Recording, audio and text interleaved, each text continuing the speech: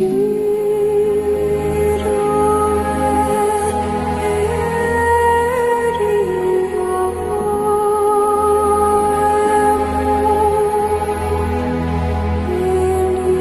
have their complete agenda. We know everything that transpired. And they're going to be shocked when they see American Free Press this week, a 4-page pull-out insert that gives tells all about their mischief. As usual, it's, well, one interesting thing is they are very upset about Ron Paul. Their concern over Ron Paul fascinated me.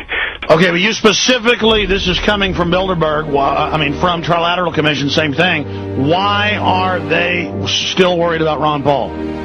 Because they're concerned about Ron Paul's turning out thousands and thousands of young voters who are getting what they call their political education.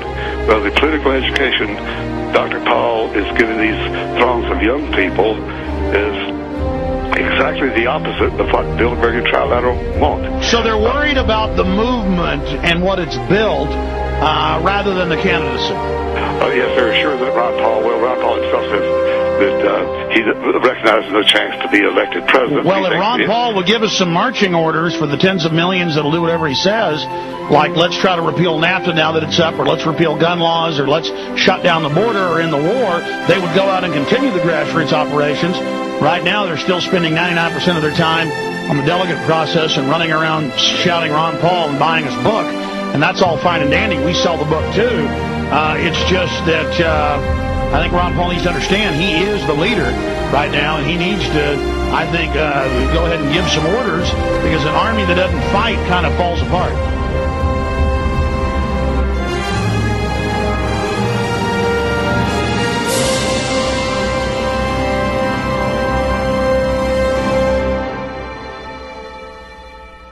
They're concerned that these thousands of young people who follow Ron Paul are being educated on the Constitution, which they despise, the First and Tenth Amendments, which they despise, and the fact that Ron Paul would bring the United States back to a non-interventionist policy abroad. He'd bring the troops home immediately, not only from Iraq and Afghanistan, but from 130 peacekeeping missions around the world. He'd bring them home, and they would protect our border, not other people's borders. And our borders are so badly unprotected as it is. Okay, so bottom line, they're worried about the anti-globalist movement exploding in size with Ron Paul as a focal point. Yes, and with all these young people embracing, and traditionally young people are always considered left-wingers. In the 1960s, they all voted for McGovern, and they who was correctly opposed to the war, but also favored a whole lot of socialism. While that's right. So now they're not buying into fake conservatives, neocons. They're not buying into a foundation, establishment, gatekeeper liberals. They're actually waking up to the New World Order. And your sources were saying that that was one of the main topics.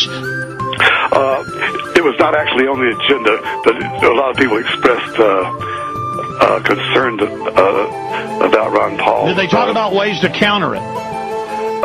No, they just raised the issue. We've got to do something about it. They want Paul, to pressure Paul to drop out now and stop his education rallies.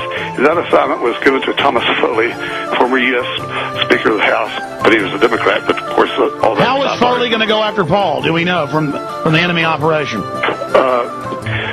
He will call up old cronies in Congress, Republicans and Democrats, who will pressure Paul to announce he's dropped his campaign and is through making speeches. It's exercise in futility. So the Trilateral Commission is putting a political fatwa out on Paul. You will see demonization campaigns. All of this suddenly heat up. Yes, but Paul is a strong man. He will resist that. Your answer is to cut both taxes and spending. You say that you would eliminate the IRS, the CIA, the Federal Reserve, the Department of Homeland Security, Medicare. I know that you used to want to end the FBI. I'm not sure whether you still support that idea, sir. Perhaps you can tell us. But if you get rid of the CIA, let alone the FBI, how would President Paul have any idea, any intelligence of what our enemies, foreign and domestic, are up to? Well, you might ask a better question.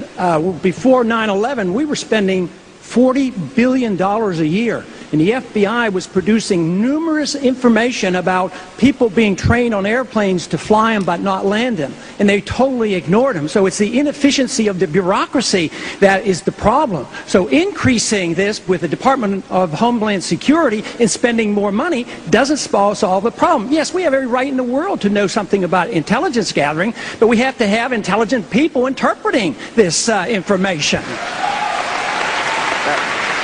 But you know, just going for increasing presidential powers, as been discussed, is rather disturbing to me. This whole idea that we're supposed to sacrifice liberty for security, we were advised against that. Don't we remember that when you sacrifice liberty for security, you lose both? That's what's happening in this country today.